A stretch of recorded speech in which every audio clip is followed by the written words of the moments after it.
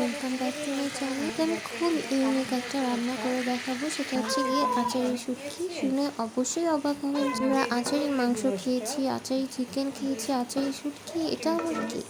So এটা দেখার জন্য অবশ্যই আমার ভিডিওটি ফুল দেখতে হবে।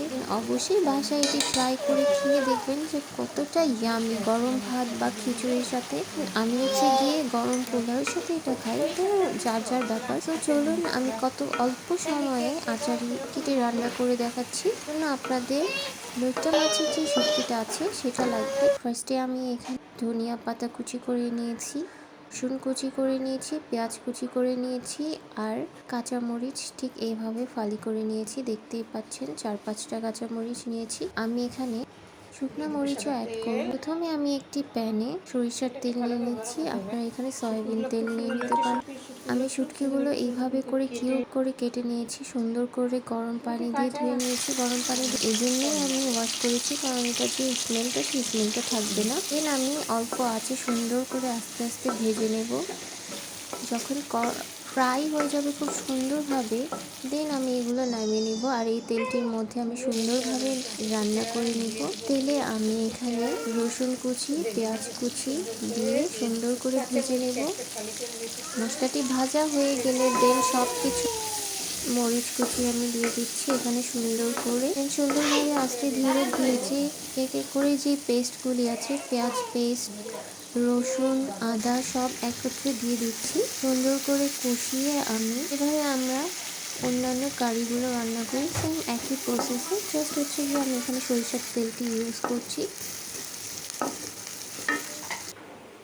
আমি এখানে একটি আলাদা পাত্র, আমি এখানে তেঁতুলের একটি রস করে নিয়েছি। তেঁতুলের এই পানিটিতে আমি 1 টেবিল স্পুনের মতো হলুদ গুঁড়ো নিয়ে নিচ্ছি, 2 টেবিল স্পুনের মতো লঙ্কা গুঁড়ো নিয়ে নিচ্ছি, জিরা গুঁড়ো নিয়ে নিচ্ছি 1 টেবিল স্পুনের মতো। সুন্দর করে মিক্সারটি করতে হবে। মিক্স করে দেন হচ্ছে গিয়ে আমি যে কষিয়ে রেখেছিলাম রসুন, পেঁয়াজ আর মরিচ তেলে, আমি সেই মিক্সারটি সুন্দর করে ঢেলে দেব। দেন আমি কষিয়ে নেব সুন্দর করে। যখন দেখব তেলটি উপরে উঠে এসেছে, দেন আমি শুটকিগুলোকে মশলাতে মিশিয়ে নেব। খুব সুন্দরভাবে মিক্স করতে হবে। দেখতে পাচ্ছেন আমি একটু সময় নিয়ে কাজটি করছি, কারণ হচ্ছে গিয়ে কষানোটাই হচ্ছে গিয়ে মেন। সুন্দরভাবে হচ্ছে গিয়ে আমি কষিয়ে দেন শুটকিগুলো দিয়ে দিচ্ছি। একটু সময় করে হচ্ছে গিয়ে কষিয়ে নিতে হবে। হালকা গরম পানি করে রেখেছিলাম, আমি সেটা হচ্ছে গিয়ে মিক্স করে দেবো। এখানে আমি ঠান্ডা পানিটা ইউজ করছি না। জাস্ট 2 মিনিটের জন্য আমি রেখে দেব। দেন হয়ে আসলে আমি এখানে যে ধনিয়া পাতা কুচি করে রেখেছিলাম সেটা দিয়ে দিচ্ছি। দেখতে পাচ্ছেন আমার লইট্টা মাছের শুটকিটা কত সুন্দর হয়ে এসেছে। শেষে হচ্ছে গিয়ে আমি এখানে 2টা লেবুর যে রস সেটা আমি মিক্স করে নিচ্ছি। দেন আমি চিনি দিয়ে দিচ্ছি এখানে।